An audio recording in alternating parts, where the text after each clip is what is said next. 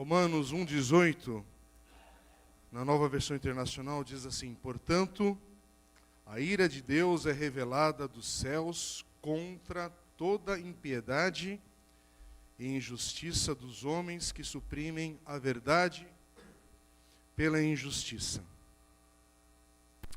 Semana passada a gente meditou justamente nesse bloco final aqui do capítulo 1, dos versículos 18 a 32. E agora a gente vai começar uma caminhada lenta a partir do versículo 18. E lenta porque é muito rico esse texto e tudo que aborda aqui do versículos 18 a 32. Romanos 1, 16 e 17 é o tema dessa carta. Principalmente o versículo onde Paulo diz claramente que o Evangelho é o poder de Deus para a salvação de todo aquele que crê. Então fica com esse texto no teu coração. O Evangelho é o poder de Deus para a salvação de todo aquele que crê, também dos crentes. Não apenas daquele que ainda precisa da salvação, mas você que tem colocado sua fé em Cristo Jesus, é para você também. O Evangelho é o poder de Deus para a tua vida, hoje e até o dia de Cristo. É isso que vai te sustentar. E o texto fala de uma tal ira de Deus, de uma ira vindoura. E esse Evangelho, as boas novas de Cristo Jesus, a boa nova da morte e da ressurreição de Jesus, ou até acrescentando que ele veio, morreu, ressurgiu e voltará. A gente tem essa esperança, essa fé, que aquilo que Jesus veio cumprir e cumpriu, e ainda cumprirá plenamente, é o poder que salva cada um que crê da ira de Deus futura. Dia após dia, semana após semana. E eu estou batendo nessa tecla porque esse texto de hoje é para a gente entender que ira é essa que Paulo fala. Que não é a ira de homem, não é raivinha, não é que Deus está bravo com a humanidade. É o sentido de cada homem e de cada mulher que se afastou de um Deus santo, justo, criador dos céus e da terra, e que a Ele nos revela a justiça, que é um presente para cada um agora, que recebe pela fé. Algo que a gente não poderia produzir, algo que ninguém aqui é capaz de consertar, algo que se não fosse a graça, a misericórdia, a bondade do Senhor, onde estaríamos nós hoje? Então, para que ninguém aqui pereça, mas tenha vida eterna, Jesus veio. E isso é razão suficiente para você dar glória a Deus, para você exaltar o nome do Senhor. Para você que chegou aqui murcho, porque está pensando em contas a vencer nessa semana. Talvez você chegou aqui murcho, apático, que está pensando só em problemas imediatos, com questões que são talvez importantes, têm o seu espaço de importância, mas não deixe isso ofuscar o problema maior que o Senhor já resolveu em Cristo Jesus para a tua vida. Para a tua vida. Então, enquanto você fica só num olhar linear para as coisas imediatistas, e sim, a gente vive na realidade que nos pega agora. Logo após esse culto, a gente sai ali por aquela porta e essa pausa que você está tendo aqui, esse intervalo que você está tendo aqui, lógico que há muitas coisas que nos aguardam da porta fora desse prédio aqui, onde Deus nos permite reunir. Mas não deixa esse negócio esmagar a esperança real, viva, que o Senhor já cumpriu em Cristo Jesus. Não deixa o número sem fim de notícias esmagadoras que são experts em sempre suceder com mais uma, mais terrível ainda. Você já percebeu isso? Que a crise de hoje vai ser superada pela crise de amanhã, como a crise de ontem já foi. Os nomes que te perturbavam já passaram, mas a vida ela é expert em trazer mais uma novidade, mais uma notícia terrível, mais algo ruim. Isso não para, mas não deixa esse treco que nunca vai parar. Nunca vai parar nos processos da vida. Nunca vai parar. Nunca vai parar de chegar uma notícia mais terrível. Não, isso aqui não é profecia ao inverso, né, de só notícias terríveis. Não é nesse sentido. Você nunca vai parar de encontrar gente que ganha mais do que você. Você nunca vai parar de encontrar gente que é mais bonita que você.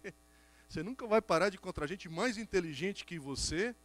E você nunca vai parar de encontrar algo que vai superar a alegria do presente momento e das coisas do passado, porque a vida não para. Porque os ciclos não param. Mas não deixa esses ciclos desviarem o teu olhar da mensagem maior, que é o Evangelho do Senhor Jesus. Porque se for assim, irmãos, a gente é sempre esmagado, pisado ou pressionado pelo amanhã. Não vive hoje e fica sempre lamentando aquilo que já passou. Mas coloque esse olhar para essa mensagem. O Evangelho é o poder de Deus para a salvação de todo aquele que crê. Amém? E aí Paulo vai falar, a partir de agora, ele já deu uma introdução ao Evangelho, capítulo 1, versículos 1 a 17, e ele vai continuar falando do impacto disso nos próximos capítulos que estão por vir. Paulo vai descrever agora a gravidade do pecado que há no coração de cada homem e mulher, da ira de Deus, é o que ele vai falar a partir do versículo 18 agora, até o capítulo 3, versículo 19. Em Romanos 1, 18 a 32, que nós lemos no último encontro aqui na igreja, e hoje a gente começa de novo a percorrer aqui, Paulo está falando da condição, e ele fala especificamente do mundo gentil, sem o evangelho, sem a graça salvadora. E é interessante que no capítulo 2, versículo 1, fique com sua Bíblia aberta, para justamente você poder acompanhar aquilo que a gente fala. Paulo vai falar justamente da condição judaica, dos judeus, do povo de Deus ali. Ele faz essa divisão na explicação. E aí em Romanos 3, versículos 9 e 10, ele vai concluir ali resumidamente, quando ele diz, versículos 9 e 10, capítulo 3, que concluiremos então? Estamos em posição de vantagem? Não. Já demonstramos que tanto judeus quanto gentios estão debaixo do pecado. Como está escrito, não há nenhum justo, nenhum sequer. Quer dizer, esse aqui é o grande ponto de Romanos 1, 18, até o capítulo 3, versículo 10. E em seguida, no capítulo 3, na sequência, Paulo vai continuar falando texto após texto, versículo após versículo, colocando ali dos versículos 10 a 19, justamente para reforçar, para apoiar isso que ele está falando sobre esse pecado na vida de cada homem, de cada mulher, da culpa, da rebelião contra Deus em cada coração. Paulo vai encerrar essa grande sessão com um resumo ali em capítulo 3, versículo 19.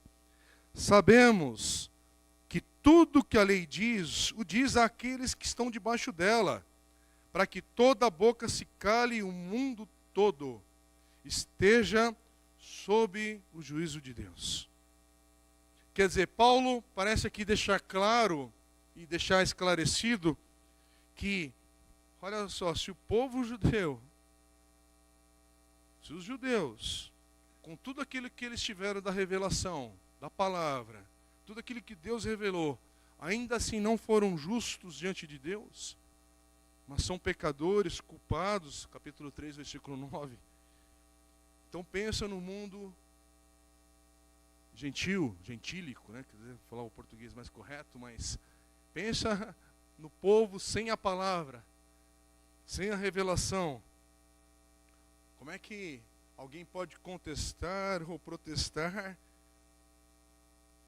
diante daquilo que o Senhor revela da condição de cada homem, de cada mulher? E é isso que Paulo vai explicar no capítulo 3, versículo 20.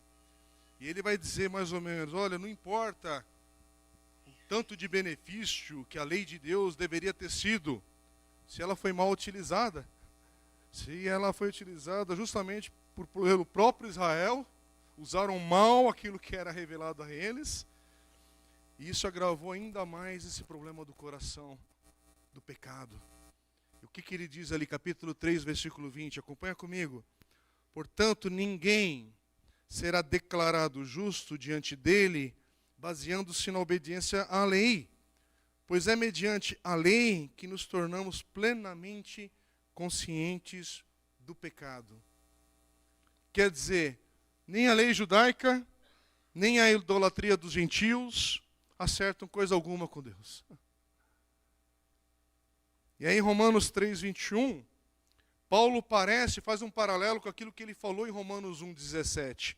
Capítulo 3, versículo 21, Paulo diz assim: mas agora se manifestou uma justiça que provém de Deus, independente da lei, da qual testemunham a lei e os profetas. E olha como ele diz essa mesma coisa, essa mesma verdade, no capítulo 1, versículo 17. Porque no Evangelho é revelada a justiça de Deus. Uma justiça que do princípio ao fim é pela fé. E é isso que Paulo, a partir daqui, vai tentar explicar, mostrar essa grandeza do Evangelho, desse dom da justiça de Deus, agora revelado em Cristo Jesus.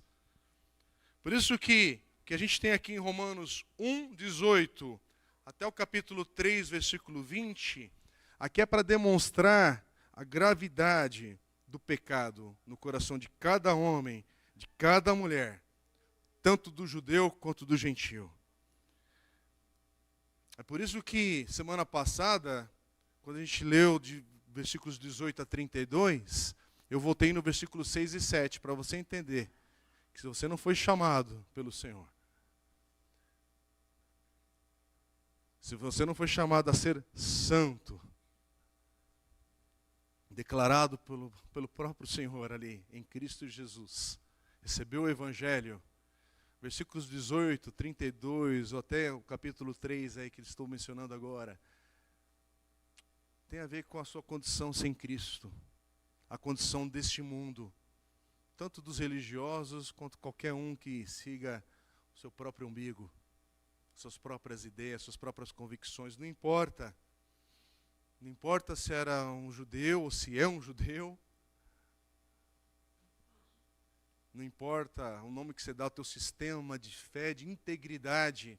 Se você não foi feito santo em Cristo Jesus, que quer dizer separado, não perfeito. Sim, você tem agora a perfeição de Cristo em você, mas é dele.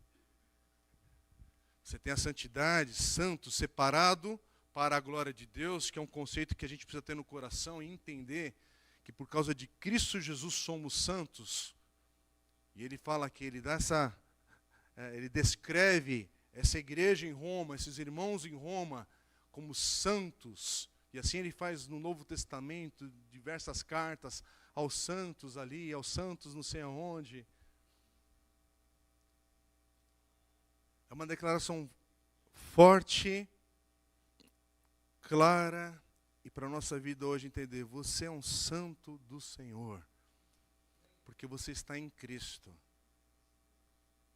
Lembra, eu vou voltar nesse ponto porque é importante. Se você perdeu, ou se você precisa ouvir de novo, porque eu preciso às vezes ouvir de novo. É a diferença entre ser íntegro e ser santo. Ser íntegro, nós conhecemos muita gente que é íntegra. Lógico que nessa vida tem muitas pessoas que são íntegras, mas a questão aqui não é ser íntegro. Uma pessoa que tem uma qualidade, uma moral, uma ética na vida exemplar. Sim, temos isso. Eu tenho muitos amigos não cristãos que são íntegros. Por favor, não confunda, mas não é santo. Não é separado para a glória de Deus. É por isso que importa saber, você é santo porque você é declarado santo, separado para a glória de Deus, porque tem Cristo Jesus na tua vida. Ninguém está falando sobre ser membro dessa igreja local. Ninguém está falando sobre ser membro de tal e tal igreja. O início de tudo é saber, a tua vida está em Cristo Jesus, justificado nele. Porque dele, por ele e para ele, Paulo vai dizer, são todas as coisas. E assim a nossa vida é para a glória dele. Essa é a questão. Quando a gente é membro de uma igreja local, aqui é apenas uma expressão a mais daquilo que Deus já fez na nossa vida interior. É a questão de por que a gente convoca, chama, convida, encoraja e obedece à ordenança do Senhor com relação ao batismo. Porque o batismo é o testemunho daquilo que Deus fez na tua vida interior, que você pertence a Cristo, mas é um testemunho público. É um momento que a igreja reconhece isso também na sua vida. Que você tem o testemunho coletivo agora para afirmar também ao teu coração que sim, você é do Senhor. Você pertence ao Senhor. E você está dando glória ao Senhor com esse ato. Não é sobre onde se derrama mais ou menos água. Sim, somos uma igreja batista e aqui a gente faz inclusive esse ato pela imersão nas águas, porque compreendemos que é uma melhor representação desse ato, mas a disputa aqui não é sobre quem derrama mais água sobre quem. A questão é aquilo que Deus fez no teu coração. E é isso que importa. Você foi chamado, você é santo agora, porque Cristo está no teu coração, o Espírito Santo habita em você. E se Ele está, então presta atenção na diferença de vida de quem está em Cristo e naquilo que Paulo começa a falar aqui a partir do versículo 18 com clareza até um bom trecho ali do capítulo 3, quase o capítulo 3 inteiro, da condição do homem. Porque o capítulo 1, 2, 3 e podemos falar o 4 também, é essa pregação explícita, proclamação do Evangelho para todo mundo. Até porque Paulo está escrevendo para uma igreja que não foi ele quem plantou, e ele quer deixar claro o que é o Evangelho nesse início. E é isso que nós estamos fazendo aqui também, que o Evangelho fique claro para nós aqui, Comunidade Batista de Santo André, para quem participa do culto aqui com a gente, para quem ouve essa palavra em outra oportunidade ou de outro meio, mas que o Evangelho fique claro para você, a tua vida está em Cristo.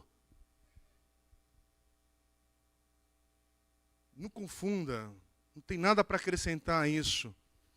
Quando a gente manifesta atos de adoração, de cânticos, de louvor, apresentamos nossas orações, apresentamos as nossas ofertas financeiras, os dons e talentos que o Senhor nos dá, servimos a Deus, buscamos oportunidades concretas na vida para servir.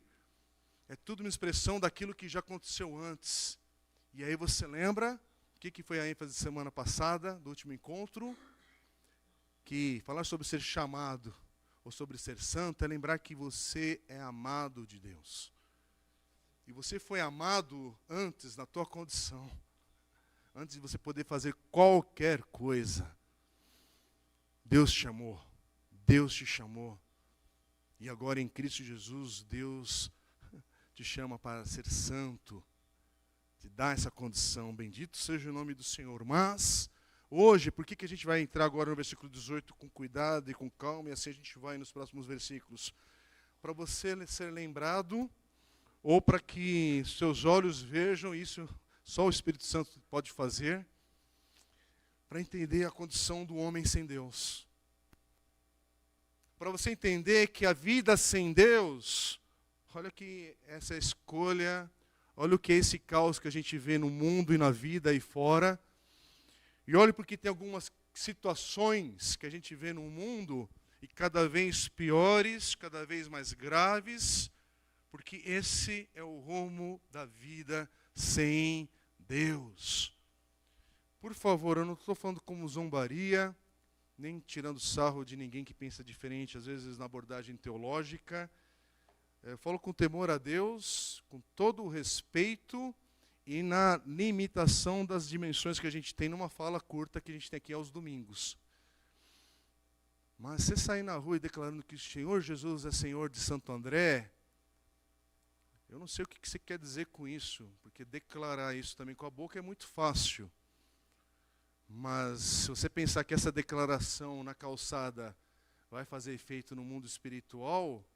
um pouquinho mais complicado a nossa conversa, porque nesse texto de 18 a 32 aqui do capítulo 1, Deus fala por meio de Paulo.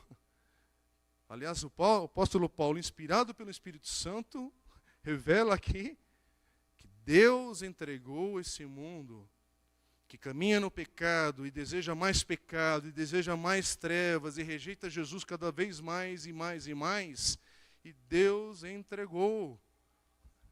Deus entregou. Isso não quer dizer que a nossa presença nesse mundo não faz diferença. Lógico que faz. É isso que freia ainda mais a degradação desse mundo fora. Mas a degradação que você está vendo é o caminhar de uma vida sem Cristo. Tem consequências.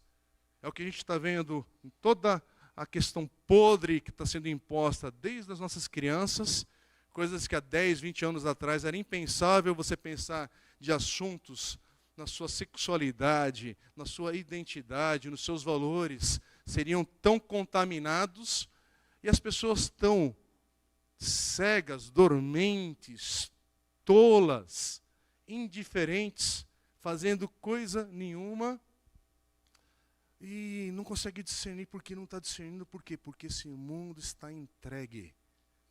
E a presença da igreja ainda freia tudo aquilo que seria de podridão de uma vida sem Cristo. Ainda é a presença da igreja, do Espírito Santo de Deus, que ainda freia e retarda alguns processos. Então a igreja, pela glória e misericórdia do Senhor, pela graça, ainda é aquela presença que manifesta graça, misericórdia, justiça, amor, santidade.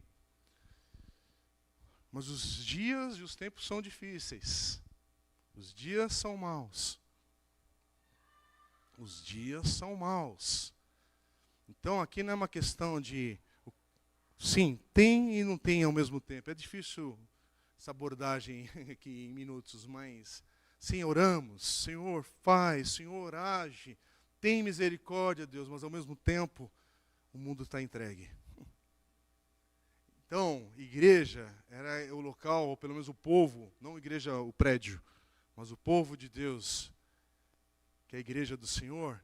Você deveria estar um pouquinho menos chocado, não no sentido de surpreso, porque está revelado que esse mundo está entregue. Está revelada a consequência da vida sem Cristo. Então, olharmos para esse texto aqui hoje, irmãos, é um texto difícil para a gente começar, no versículo 18, porque não adianta a gente vir com um diagnóstico superficial. Sabe o médico, quando você vai na consulta médica, e ele nem tem, como é que chama o negocinho do coração, a examinar o pulmão e tal? É esse negócio aí que você sabe. Aí eu vou falar, receba essa palavra aí, né? Brincadeira. Esse negócio que eu não vou nem me abusar aqui de falar. O cabra ali nem levanta da cadeira para medir a sua pressão e conversando com você, pelo menos colocar a mão, né, fazer alguma coisa. Ele vai só na oratória ali. Sabe o médico que está mais preocupado em receitar do que de fato descobrir a causa da doença? Assim parece que é o povo de Deus também hoje. Eu quero a receita. Me dá a receita. Eu não quero saber a causa. Eu quero o intensivão. Eu quero sair daqui com alguma coisa resolvida. Mas não quer tratar de fato de dar uma mudança mais profunda que tem que acontecer na vida, no coração, na alma.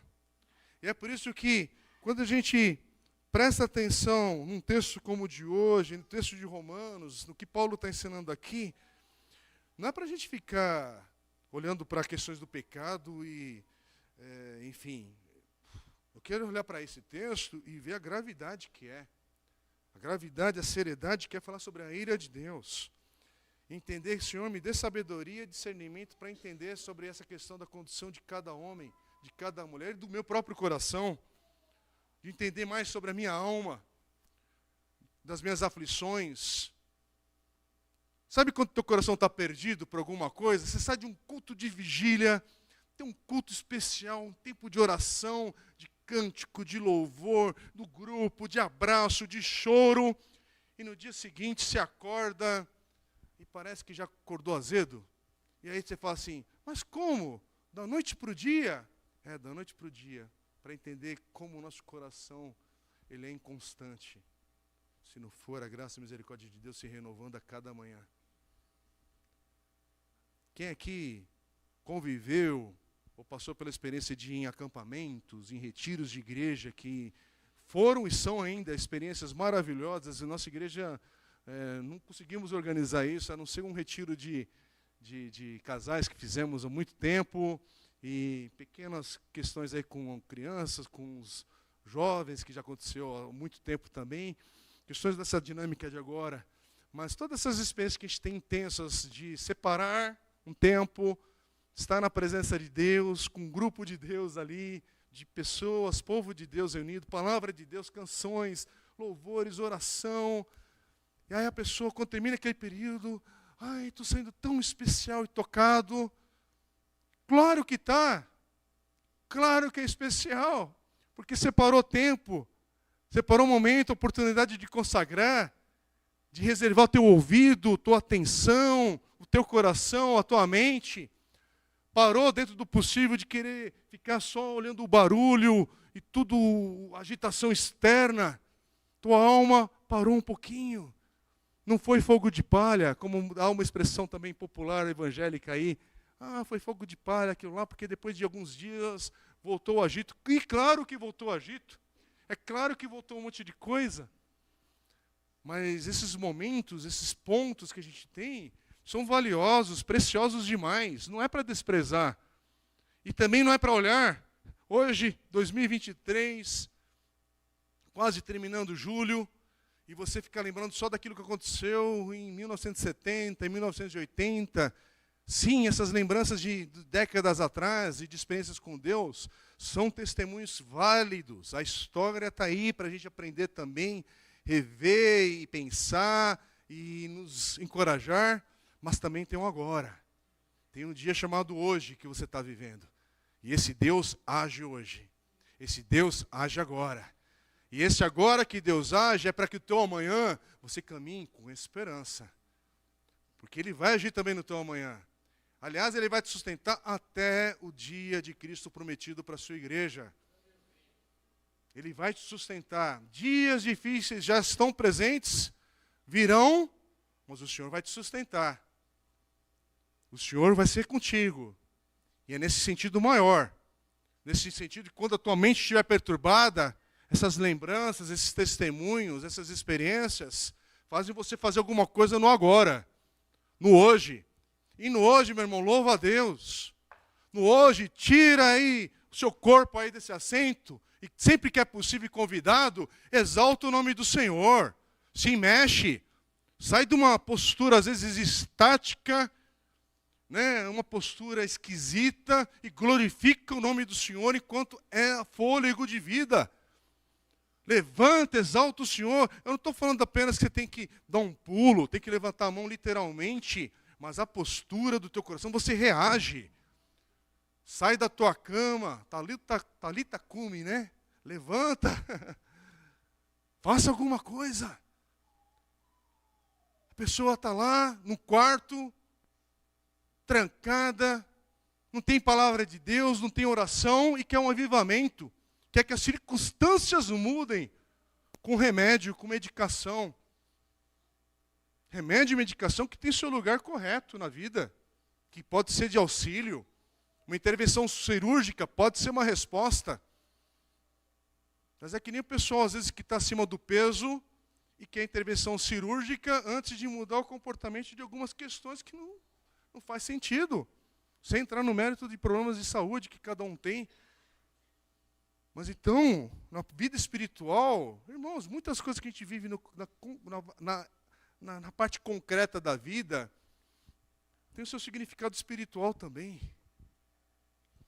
Então, igreja, voltamos a um tempo que a gente precisa voltar a entender a gravidade do pecado do que Jesus nos livrou.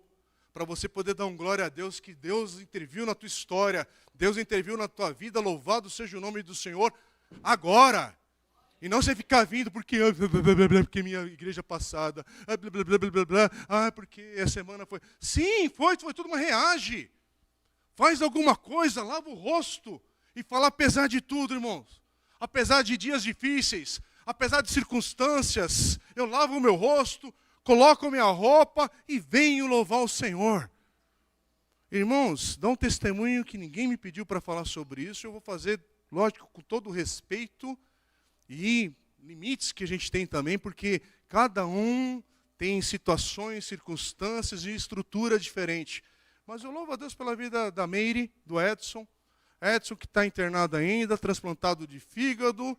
E no domingo, com o Edson transplantado aqui de fígado, o horário da visita era mais tarde, a Meire esteve aqui entre nós. Ela não está aqui hoje porque está levando comida para ele, que ele está podendo comer a comidinha dela. Isso está fazendo bem para ele, para a restauração dele. Em vez de ficar no quarto da casa, murmurando sozinha, murmurando o que eu quero dizer, lamentando, né? Não murmurando, lamentando a situação, porque às vezes você está na situação do luto e lamente. Mas eu louvo a Deus também, irmã Jane, irmã Joana, que estão aqui com a gente. O irmão Tacílio faleceu na semana e vieram congregar no domingo aqui. Porque você esqueceu que aqui é um lugar de adoração? Que aqui é um lugar que você chora também na presença de Deus, que irmãos te abraçam, que te confortam. Porque agora a gente tem uma licença, né? Tem bebê, você não fica vendo na igreja no ano inteiro, vira sabático. Alguém da família morre, também se vira numa lamentação eterna. Eu não estou falando para você fazer tolice. Eu tenho 2 filhas. A grande parte aqui da igreja tem crianças. Mas também você às vezes está assim, com problemas de saúde. Uma gripe forte, que às vezes é grave mesmo a situação. É mais idoso, acorda, o físico travou. Não estou falando de tolice, de legalismo, mas de postura em Cristo, igreja. A gente está lendo um texto aqui com impacto na vida desses irmãos que serão mortos ainda, que serão lançados ali no Coliseu de Roma, que vão dar a sua vida por causa do Evangelho. E a gente está com mimimi gospel na vida, na postura de crente, e não valoriza, não se empolga, não tem um vigor com coisas reais que Deus te deu fôlego hoje, Deus te deu vida hoje, e no dia que você tem hoje com liberdade para adorar o Senhor, louve o Senhor. Porque tem gente que só louva o Senhor se acontecer, sabe aquela resposta? Esse eu tenho um testemunho para dar. Eu acho engraçado que, estou falando com ironia agora, para te despertar, irmãos, quantas oportunidades a gente tem para testemunhar o Senhor, porque estamos durante o momento que uma resposta clara ainda não veio. Você parou para pensar que testemunhar do Senhor na tua vida não tem a ver se Ele fez ou vai fazer, assim que, amanhã eu estou com uma porta de emprego se abriu. Testemunho o Senhor hoje falando, olha, eu ainda estou no vale aqui, estou passando, mas o Senhor tem sido presente. O Senhor tem andado ao meu lado, comigo, me conduzindo, me sustentado. Oportunidades para louvar a Deus. Oportunidade para louvar a Deus no leito, oportunidade para louvar a Deus à mesa. Oportunidade para louvar a Deus quando o recurso financeiro chegou. Oportunidade para louvar a Deus quando esse recurso se ausentou. Oportunidade para louvar a Deus quando a vida quebrou. E quando a vida agora foi restaurada. Mas em todas as etapas de vida, você que está em Cristo, louve o Senhor. Exalta o nome do Senhor. E hoje é um dia para a gente lembrar, espera aí, olha o que o Senhor fez na minha vida. E se não fez ainda, olhar para isso com esperança. Porque aqui são irmãos que, os versículos 18, 32 e capítulos 2 e 3, essa igreja em Roma, irmãos que estavam no meio desse pecado de gravidade, de maneiras de expressar mais severas. Porque, sim, o pecado é pecado, mas a maneira que ele se manifesta tem intensidades diferentes e consequências diferentes. E a gente lê aqui uma maneira de viver que você fala assim, não, ele não está falando da igreja em Roma, ele está falando de nós hoje. Esse é um milagre das Escrituras, que a gente lê e fala, não, mas é para nós, é para os dias chamados hoje. E é para a tua vida também que está em Cristo. Para ler e olhar para o Evangelho e falar assim, peraí, Senhor, eu estou muito focado apenas no meu problema, na minha angústia, na minha dor, mas o Senhor já me resgatou. O Senhor me deu nova vida.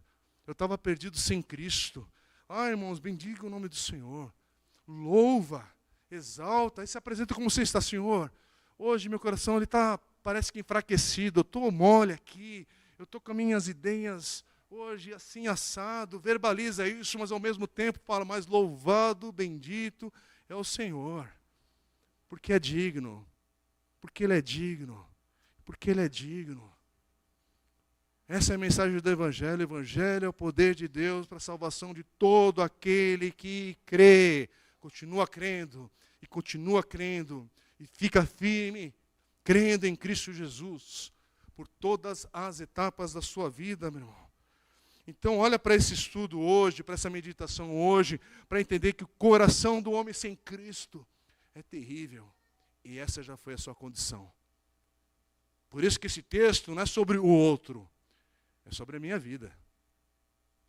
Porque tem gente que quer pegar esse texto, eu estou ligado, né? Você não vê a hora que chegar alguns textos aqui para falar, está vendo? Né? Se arrependa e creia, sim, também. Mas você já se arrependeu e creu? E tem vivido com essa verdade para a tua vida hoje, crendo e ficando firme nessa verdade de Cristo Jesus? Porque é isso, irmãos, é a gente olhar, você olha para o Evangelho e você fica perplexo como Deus agiu. Sim, a gente pode aprender teologia, conceitos, se aprofundar em algumas coisas, mas no final das coisas, cada vez que a gente se aproxima da palavra de Deus, de um estudo mais aprofundado, de uma leitura de algo, essa leitura, esse estudo, esse tempo de adoração, fez o teu coração, às vezes não precisa ser o literal, mas pode ser também, fez você dobrar teus joelhos em gratidão ao Senhor e falar, Senhor, louvado seja o nome do Senhor, porque o Senhor é digno. Com todo carinho e respeito, não é para também falar de hoje, de domingo passado e outro, mas é que nem a gente cantou aqui. Louvamos a Deus, os irmãos tentaram separar alguns cânticos para a igreja louvar a Deus. Porque esse é o intuito do tempo de adoração inicial. Você já entendeu isso? Quando a gente canta aqui, o grupo está aqui, um irmão separa uma canção, a ideia, o esforço coletivo é que a igreja adore. Que a igreja, ao apreciar aquela arte sendo apresentada, o coração seja levado ao Senhor. Por isso que há um cuidado na bateria, nos instrumentos, na técnica. O que a gente faz aqui pensando que o Senhor receba a glória, receba o louvor, receba a honra. Porque senão, cada expressão que é feita aqui, ela está oca, está esquisito, é religião por religião. Mas eu quero que você entenda o seguinte, quando a gente começou o culto, assim, liturgias de igreja são diferentes, posturas também são diferentes. Então, não pense, eu quero fazer um leque aqui maior, tem igrejas que entram em silêncio nesse primeiro momento, sabia? Que faz um tempo de oração de 10 minutos ali, faz uma introdução, e tem um órgão, e tem toda uma postura. Tem igrejas que já entram com a canção, com a música, 3, 4 e já sai tocando. A questão aqui é como é que realmente teu coração chega nesse ajuntamento da adoração comunitária. Eu não sei se você sabe, mas só para ficar claro mais uma vez, e quem nos visita, ou quem está chegando aqui na igreja, às 10 horas, quando a gente prepara a mesa aqui, os irmãos chegam mais cedo, tem uma mesa de café, com muitos itens que são doações desses irmãos e de outros irmãos que vão chegando, às vezes, com algum item, que inclusive você também pode ser bênção em um domingo e trazer ou não. A mesa está aí. Essa mesa faz parte do nosso culto. Tem gente que pensa que o culto começa às 10h30. Hello. 10 horas os irmãos estão servindo para que cada um que chegue seja acolhido de alguma maneira. Para que essa mesa seja uma pequena fração dessa experiência chamada a mesa com Cristo. Sim, quando a gente está aqui também antes do culto, que nem hoje. Hoje aconteceu algumas circunstâncias que estava tendo um problema aqui no palco. Isso acontece. Aí a gente trabalha agora a semana para que isso não aconteça domingo que vem. Mas não deixe isso perturbar teu coração. Às vezes eu fico meio irritado com algumas coisas que acontecem, mas é coisa do momento, você quer resolver coisa. Mas a nossa adoração, ainda bem que ela não está ligada só a esse 5 minutos de problema, 20 minutos de impedimento de não sei o quê. Os meninos que estão ali atrás também, que todo mundo voluntário, aprendendo a mexer. Agora, a gente fica ligado em servir num próximo programa, porque a gente está servindo a igreja. Porque o servir, e aí a gente tem a expressão do voluntariado da igreja, mas não é um voluntariado qualquer. A gente usa essa expressão porque você não é assalariado para fazer isso, mas você é um servo de Jesus. Se você é servo de Jesus, há empenho. Se você é servo de Jesus, Quando você chega aqui na igreja, como servo de Jesus, irmãos, você não senta na tua cadeira e fica só esperando o horário dar. Ou teu coração está orando ao Senhor, ou a tua mente está ligada em olhar para as pessoas no entorno, porque o teu bom dia pode ser um ânimo para quem chega aqui abatido. Você procura oportunidades visuais e falar, eu quero ser bênção hoje. Porque eu não vim aqui para o Senhor me dá, fala, quero. Você está aqui hoje para que, Senhor, que a minha vida seja para a tua glória. É por isso que a gente olha oportunidade. Tua oportunidade às vezes é contribuir. Tua oportunidade às vezes é cantar com toda a igreja e todos são convidados para isso. Tua oportunidade é orar. Tua oportunidade é ministrar aqui com o pessoal do louvor, porque Deus tem te dado talento, recursos, sabedoria, discernimento, ajudar ali na técnica. Você já entendeu? As crianças estão recebendo agora a palavra de Deus, sendo ministradas.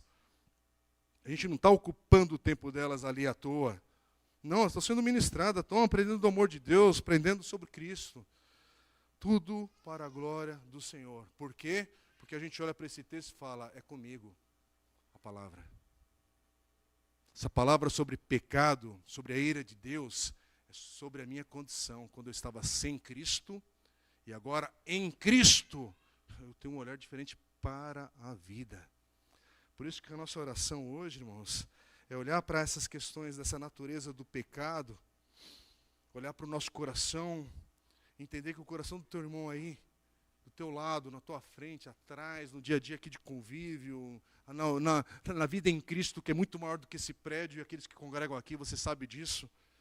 É olhar e imaginar, Senhor, quem está sem Cristo na vida? A ira do Senhor. Essa ira de Deus contra o pecado, contra a injustiça, não foi ainda justificado, não foi ainda resolvido. Aliás, é por isso que tem esse porquê ou portanto aí no texto, entre os versículos 17 e 18. É um divisor de águas naquilo que Cristo fez e aqueles que foram amados, chamados e santos agora no Senhor.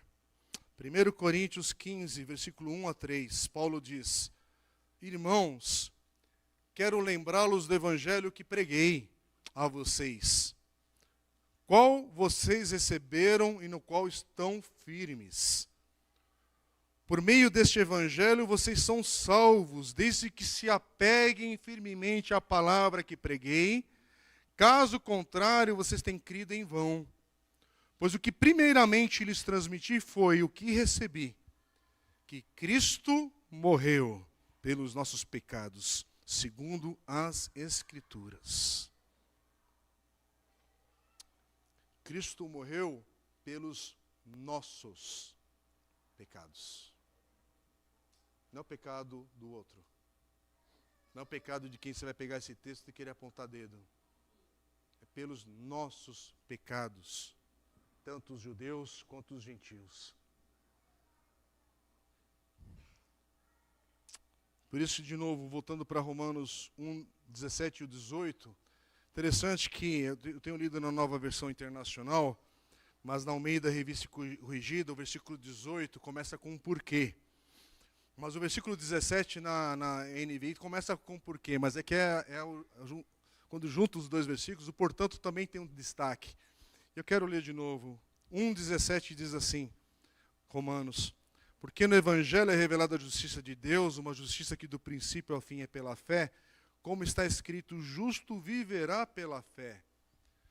Portanto, ou porque a ira de Deus é revelada dos céus contra toda impiedade e injustiça dos homens que suprimem a verdade pela injustiça. Não é interessante essa maneira que Paulo revela aqui, essa questão de falar que não é sobre o evangelho por causa do pecado, mas ele vai dar uma ênfase, falar do pecado, para você entender o poder do evangelho. Tem uma diferença nessa ênfase. Entender que o pecado é esse fundamento que vai sustentar o significado, o valor do evangelho.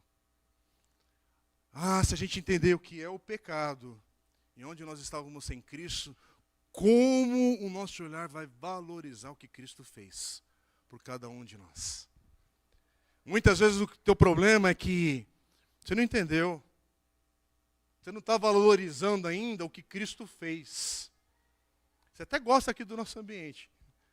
Você até gosta do cafezinho, das conversas aqui, das brincadeiras, do ambiente religioso, de paz, de canções, de oração, de meditação, de talvez um pensamento que você acha bacana. Mas não é sobre isso que a gente está falando. A gente está tentando falar sobre pecado e não é para trazer um conceito religioso. É para entender o que é uma vida sem Deus. Para você valorizar e amar e apreciar o Evangelho. Dá para entender a diferença? Se você for apenas um cara que curte a vida cristã, Bíblia, temas religiosos, é por isso que não tem tanto peso, às vezes, o congregar. Se juntar como povo de Deus para adorar e celebrar a Deus, porque a dimensão que se olha por Evangelho tem uma dimensão que ela está... Olha, está faltando uma coisinha. Eu não estou querendo dizer, não falta nada que Cristo fez. Eu falo em termos de você aprender a valorizar, apreciar, buscar oportunidades de se juntar ao povo de Deus e falar, vamos adorar ao Senhor. Vamos celebrar o teu santo nome. Vamos cantar louvores ao nosso Deus, porque Ele é digno. Porque Ele é digno. Vamos derramar nossas lágrimas, nossa oração, nossas súplicas, porque Ele é digno. É por isso que olhar o pecado que Paulo descreve em Romanos 1,18 até o capítulo 3, versículo 20, é olhar para a preciosidade, a glória do Evangelho, da justiça de Deus como um dom, da fé que a gente recebe do Senhor. Irmãos, é não olhar para a superficialidade, não olhar com superficialidade o pecado como médico que olha com superficialidade, às vezes, a tua consulta, o teu problema. Até falar com todo respeito ao nosso querido irmão Osmídio, que é um doutor aqui excelente no nosso meio, e sabe a diferença disso, da negligência e da seriedade. E alguns aqui olham com negligência a sua condição sem Cristo e o que é agora a nossa condição em Cristo. Não faça isso. Que Deus tenha misericórdia de cada um de nós, a começar de mim. Porque eu também oscilo nesse negócio. Não é todo domingo ou cada semana que eu chego aqui na mesma condição da anterior ou da próxima. A minha oração aqui que com esse texto, o Senhor vai me falando nessa semana para eu chegar no próximo domingo aqui, transformado e tocado pela mensagem anterior. E com tudo aquilo que Ele vai continuar afirmando e falando e me edificando na semana. Por isso que a gente encoraja nossa igreja aqui. Nós temos usado desde o início do ano o presente diário, que é uma ferramenta devocional, para sempre ir à palavra de Deus, a ter um tempo com o Senhor de oração, ser guiado por um pequeno texto ali de reflexão, mas tudo isso é um pretexto para separar tempo da palavra de Deus, na oração, e que a palavra fique enraizada no nosso coração. Aliás, se você não tem essa prática diária, comece, dê algum passo. Queridos meus irmãos, com todo carinho e respeito, estamos em julho de 2023 e você não leu um evangelho até a data de hoje, de julho de 2023. O que você está esperando? O que você está esperando na tua postura? Eu vou falar com os homens aqui agora. Você quer ter uma família transformada, filhos transformados, e você não tem uma vida aos pés do Senhor, diária? Impossível. Essa matemática nunca vai fechar. Aliás, esposas, cônjuges também, começa com cada um aqui. Porque se o avião ali está em pane e as máscaras caíram, não coloque a máscara no seu vizinho primeiro. Coloque em você, para você poder socorrer quem está do lado sem a máscara. A primeira instrução ali, antes do avião decolar. Presta atenção. Isso aí é uma instrução espiritual. Coloque a máscara e aí ajude quem está do teu lado. Não é procure o pastor, procura não sei quem para resolver o problema da tua casa antes de dar o pequeno básico ali de depender no Senhor. Os dois. Por isso que olhar para esse texto é continuar olhando o Evangelho, é o poder de Deus para a salvação de todo aquele que crê. E eu preciso dessa justiça que só Deus pode colocar sobre mim.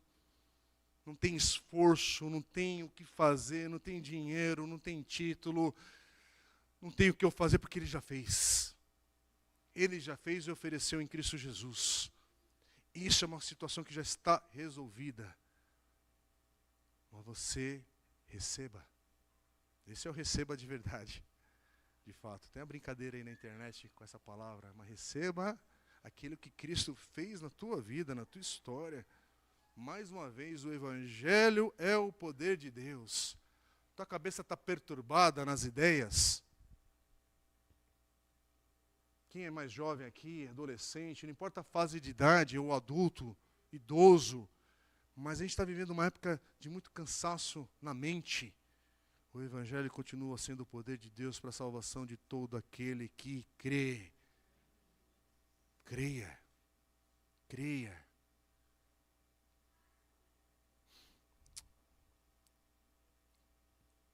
Deus permitindo, semana que vem, a gente vai entender um pouquinho mais sobre como essa ira de Deus é revelada.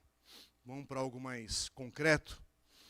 Entender, só um spoiler, só uma dica aqui para a igreja.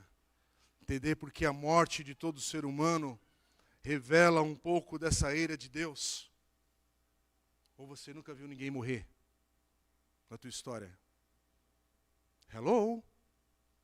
A palavra de Deus dá uma palavra sobre isso. Por que que a morte está no nosso meio? Por que que você vê tanta futilidade e miséria em todo o mundo? Não é aqui no Brasil, não é em Santo André, não é na tua internet, não é só no teu WhatsApp que chega. Em todo o mundo, futilidade, miséria, que são evidências da ira de Deus. No agora. Degradação da condição de cada ser humano.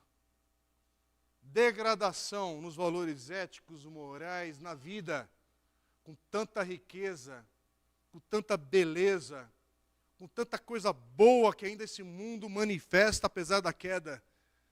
E o teu coração fica, mas por quê? Porque toda essa degradação também revela algo sobre a ira de Deus nos dias de agora.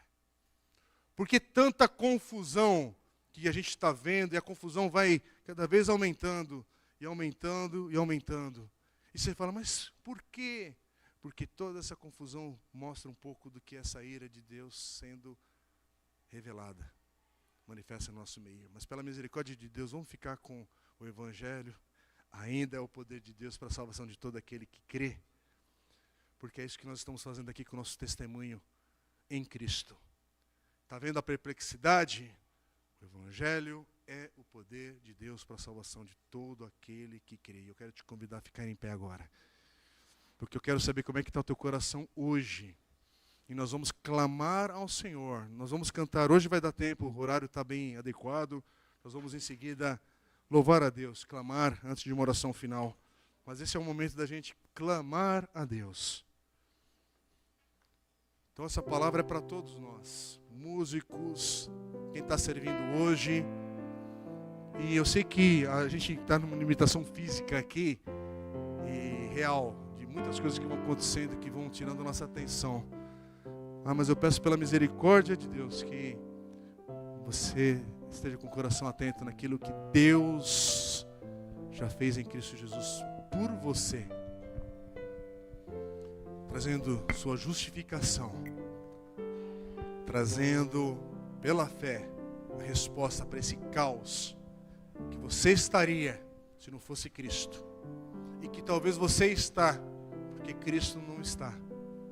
Então hoje é dia de você convidar Cristo talvez para estar de fato no teu coração, na tua vida, sendo Senhor e Salvador da tua vida. Então vamos orar agora, vamos clamar o nome do Senhor Jesus.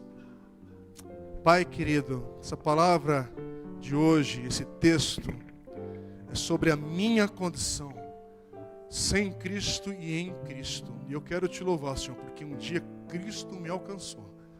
O Senhor me alcançou, o Senhor me amou, o Senhor me chamou. E eu fui declarado santo, justificado por causa de Cristo Jesus. E é isso que o Senhor tem feito na vida de meus irmãos e irmãs aqui. Estamos caminhando e na vida sendo santificados e transformados para a tua glória. Então, Senhor, quem entrou aqui hoje, talvez abatido, o medo está rondando a porta ou está assentado no coração, Pai.